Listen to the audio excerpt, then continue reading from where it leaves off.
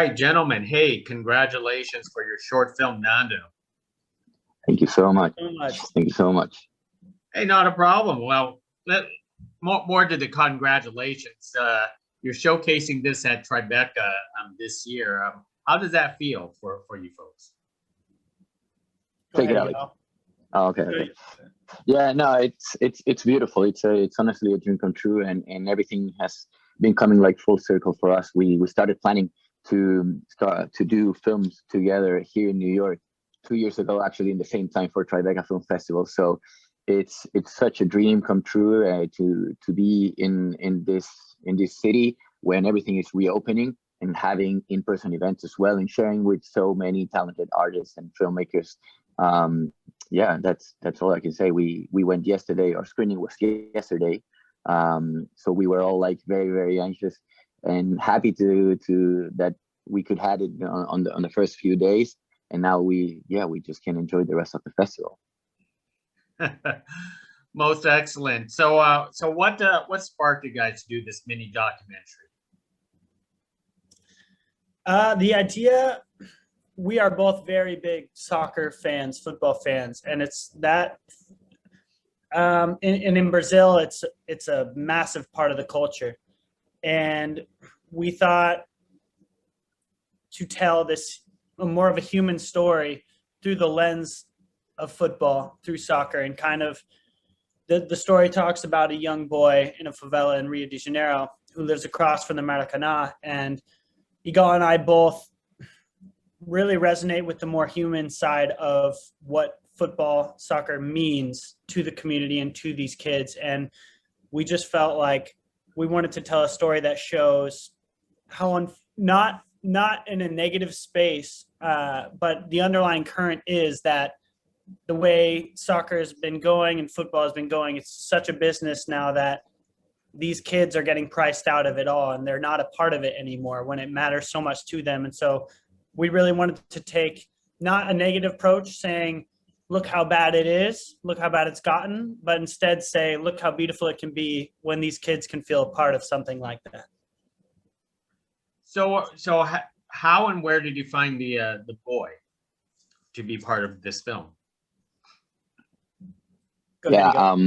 So we were doing some brainstorming in the beginning and like scouting some locations, and Alec brought it to me because he can tell you more about it, but he spent a long time in Brazil, in Rio, in Rio de Janeiro, and he lived in a favela. So that's why we were so connected as well with those communities, because we know that in the media what you can read is like things that are happening like that are dangerous, or they're portrayed in a negative way, but people over there is like the best people in the world. Alec told me like, yeah, we need to find a kid to tell the story through the lens and the perspective of a little boy. And that's when we got in touch with people who worked for the community inside Mangueira favela.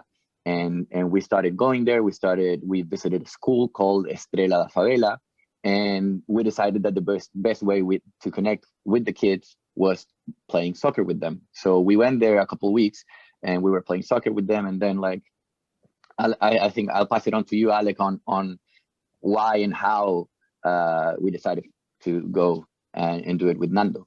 Yeah. The one prerequisite was, it was not hard to find, was that we had to find a kid who had never been to the Maracanã, to the stadium, who have never seen a game, and which is almost all the kids, unfortunately. But Nando really was, there was a sensibility to him and a shyness, and he just was unassuming. He was just an amazing kid. And so we really wanted to see that. And he has two brothers that we also took to the game, and his family's incredible. And it was just, we couldn't have picked a better kid. He's incredible. Most excellent. So tell us more about this neighborhood. I'm going to mispronounce this. Mangueira? Mangueira. Yeah. Tell us more about it's a neighborhood, right? It's not a city. Yeah. So the favela communities are basically slums inside Rio de Janeiro. Throughout Brazil, but in Rio de Janeiro specifically, there's a very harsh contrast between the favelas and the rich areas. They are right next to each other. The favelas are in the hills, and it's a very harsh reality. We had to, for example, we had to cancel probably 6 or 7 filming dates because of shootouts that were happening between rival drug cartels or the police, and it's very intense atmosphere. But we really wanted to not harp on that because there are so many beautiful people inside there. There's these kids who are just unassuming and they're just part of it. And so, the Mangueira favela specifically, though, we chose that because of its proximity to the Maracanã, where he can walk there. And the line of the film is you walk there in 3 minutes, but the worlds are still so different, even though they're so close. And just to add on top of that, Mangueira, sorry, but Mangueira is very, very well known all over Brazil, specifically because of the carnival in Rio de Janeiro, because they have one of the they have one of the biggest samba school over there. So that's also like a reflection on like happiness and on like the way they express themselves through something really unique as the carnival and samba. Now there was a dividing line between the neighborhood and the stadium. That was what, railroad tracks or something? Yeah, like the that? railroad. Yep. Is beyond the railroad, is that the nice neighborhoods, or is still slums around the stadium? Around the stadium Maracanã, like on the other side of the tracks, it's a very nice neighborhood. Yes. Oh. Yeah. Okay. Yeah. But favelas throughout Rio de Janeiro are pocketed like this. They're usually all in it. It's the landscape of Rio de Janeiro is very unique. There's a lot of hills, like mountains, just jagging out of the water and things like that. And so favelas are almost primarily in the hills, right next to these very wealthy communities. Yeah. Well, you guys did a really beautiful job on shooting the neighborhoods, especially. I want to say you used drone shots in the area, so that was terrific. Thank you. Could you guys talk about the poetry that's developed with the caterpillar and cocoon that you used throughout the short film? Yeah, the poem. So I wrote the poem very late in the process of making this film because we wanted to be a full documentary, and it turned into more of an experimental documentary. But at the beginning, I had almost made a whole other film with just Nando's voice. And it's just because I'm never going to force feed him lines. Those are his words. And so I thought, how do we maintain that intimacy, but still give a greater context as to why it's important that he goes to the stadium, rather than it just be, this kid, just showing the kid and then showing him go to the stadium without any real developing a context of why it's important. The why was very important for me to try and communicate.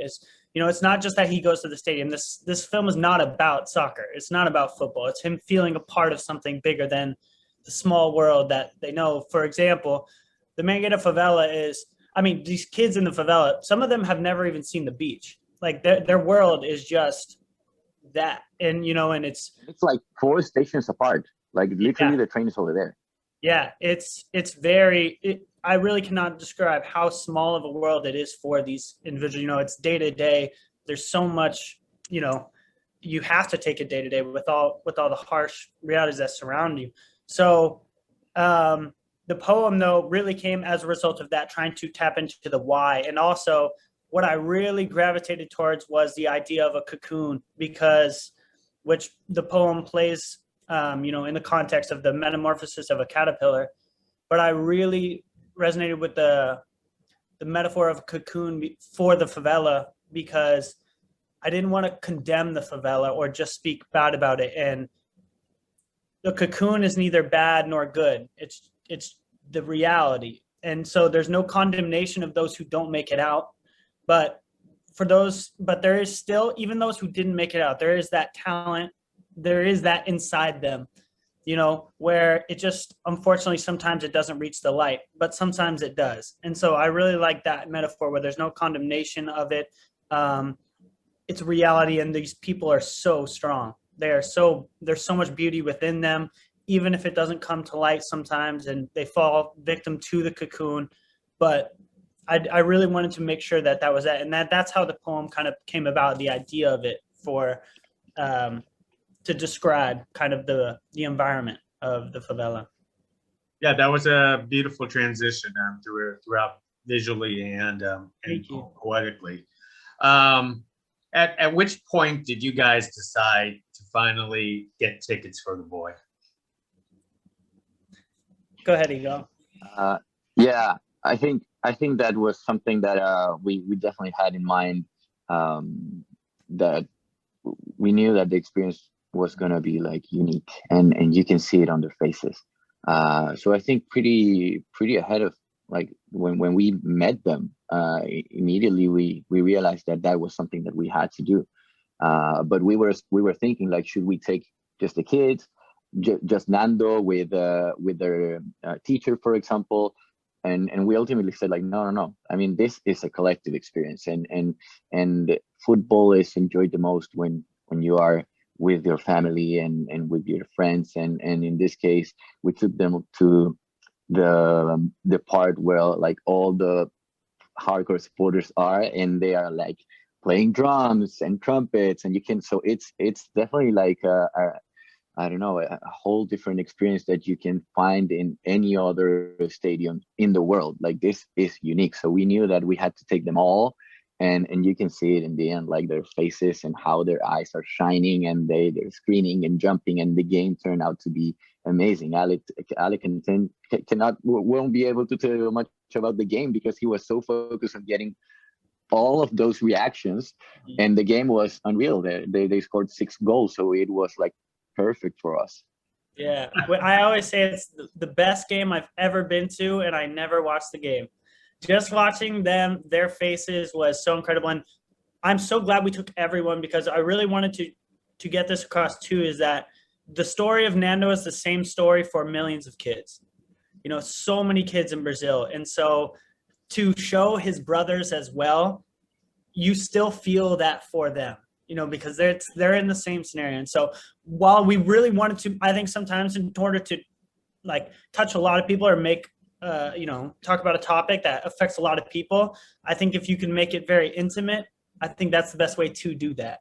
Because you know that it's the same story for many people, but you develop a sense of, you know, empathy for this kid in particular, which can spread out to all the kids. I'm curious, did you surprise them with the tickets, or they already knew that they were going to go to the football game? How did we do it, Igal? I think we let them know a little. It wasn't like a little bit. We're going today. I think it was like, we got you guys tickets like a couple days before, I think. Right? Yeah. We had to let them know. Yeah, we had to let them know a couple days in advance, because on the logistics of getting the tickets and for them to get prepared and like try to get kits. We bought them all jerseys. We bought them jerseys, and I think it was a couple days in advance that we told them and surprised them with the idea. Well, that's excellent. Are you two still in contact with Nando after all of this? Yeah, we're in contact with their family. Sometimes just asking how they are, how they're doing, and with their teachers as well, and with the people in the community. Like, they helped us so much, and they open their doors, and I mean, they received us so well, and so we definitely are in touch with them, and we're focused and keep helping and supporting the community in any way as possible. And I think that taking this story to festivals like Tribeca or other festivals that we would like to go also helps spread this message and to show this reality, and that more people can maybe jump on it and support the community as well. Most excellent. Well, let me leave with one more thought. As audiences and viewers will have the opportunity to watch Nando now and in the future, what is the one most important take that you hope that they would walk away with after watching your short film? I think recognizing, I think there's a shot in the film where the drone pulls away from Nando. It's about 3/4 through the film. And it just continues to pull back, and you just see how vast his surroundings are. It really, and it's about a 1.5-minute shot, and no cuts, and he just kind of gets lost in the as it pulls away, and you lose sense of him. He's just now a part of this massive favela, but you know he's in there. You know, like those kids are in there, and those dreams are in there, and so what I really hope is that they see and recognize how much humanity is within these places. You know, too often they're seen as just in such a terrible light and they do have very harsh realities, but those kids and that beauty are in there. And so that's what I would hope people take from it. That's an excellent answer. Well, it's a beautiful short film. Thank you for showcasing it at Tribeca, and I know you will be showcasing it at other film festivals in the future. And I look forward to talk to you again about your future projects, perhaps more stuff from Brazil. Absolutely. Thank you so much. Thank you, Gabe. It's a pleasure. Thank you so much. Not a problem. Bye now. Bye-bye. Bye-bye.